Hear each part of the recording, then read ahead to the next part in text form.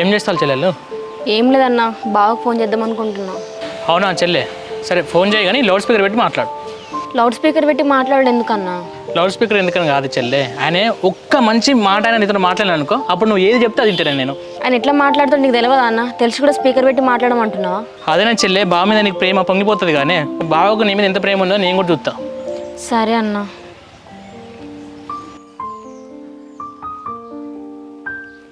Hello, ఎవరు? నేనే అండి. ఎక్కడున్నారు? ఏం చేస్తున్నారు?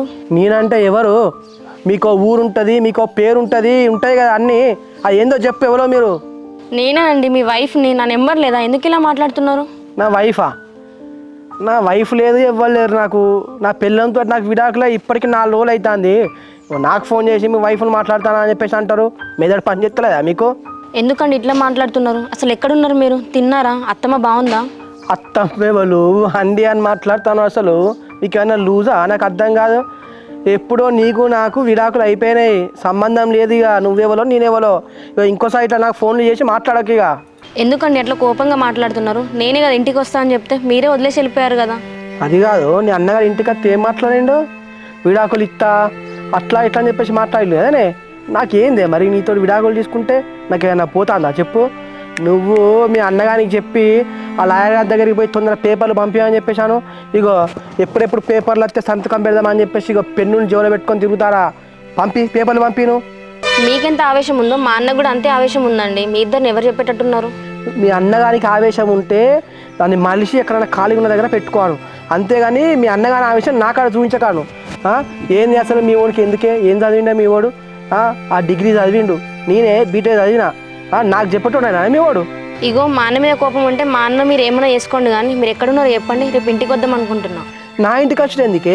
ఇప్పుడు మీ అన్న డైవర్స్ ఇప్పిస్తానంటే దాని మీనింగ్ ఏంటిది? నీకు ఇంకో పెళ్ళి చేద్దామన్నట్టే కదా.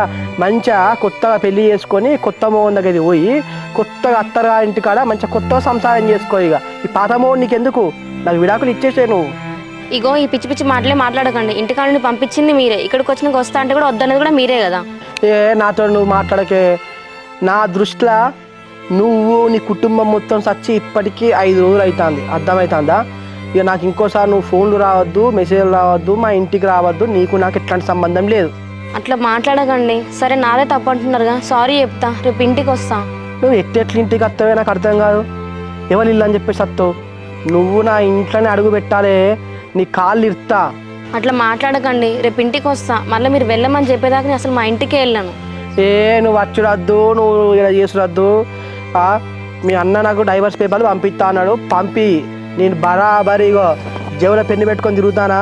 ఎప్పుడు నాకు పేపర్లు వస్తే అప్పుడు సంతకం పెట్టి పంపిస్తా. నీకు నాకు సంబంధం లేదు. చల్.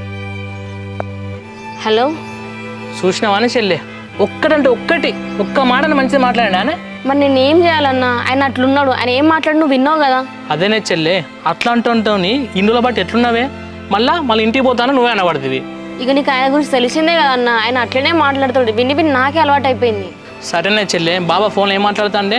నా డిగ్రీ అని బీటెక్ అని చెప్తాను. నేను డిగ్రీ చేసిన నేను ఎట్లా మాట్లాడతానా, బీటెక్ చేసిన నేను ఎట్లా మాట్లాడతాను? ఊళ్ళే చిల్లరగాలు కూడా అట్లా మాట్లాడరే మాటలు. వదిలే అన్న, ఆయన అట్లనే మాట్లాడతాడు. ఇప్పుడు చూసినావా విడాకులు అన్నావా, అదే మాటను పట్టుకుని ఎట్లా ఊగులాడుతాడు. మరి ఏం చేయాలి? అట్లా చెప్పినా కొంచెం భయపడతారే అనుకున్నా. కాకపోతే ఇప్పుడు ఏంటి, ఆయన అడుగున్నాడు, జేబులు పెన్ను పెట్టుకుని మరీ తిరుగుతున్నట. అన్న బావకి ఆవేశం ఉంటుందని తెలుసు. నువ్వు ఆయనతో ఆవేశంగా మాట్లాడితే ఎట్లా చెప్పు? ఇప్పుడు చూడు ఆయన ఎట్లా మాట్లాడుతున్నాడో. సరేనా చెల్లె, ఇప్పుడు ఆయన ఏదైనా మనం పడుకుంటూ వచ్చాం చూసినావా, ఇక్కడ మనం అలసైపోయినామే. సరేనా, ఇక లాయర్ నోటీస్ అయితే పంపిద్దాం, ఏం చేస్తారో చూద్దాం. ఇక ఏందన్నా మళ్ళీ లాయర్ నోటీస్ అని కూడా మాట్లాడతాను? అసలు నువ్వు ఏం చేస్తున్నావు నీకు అర్థమవుతుందా? ఒక్క మాట కూడా ఇంట్లో కదా. చెల్లె, ఇగో ఇదే కోపం బాబాయ్ చూపిస్తే బాబు కొంచెమైనా మాట్లాడే. అన్న నువ్వు ఇక నాది బావ విషయంలో అసలు ఇన్వాల్వ్ కాకన్నా, నేను చూసుకుంటాలే.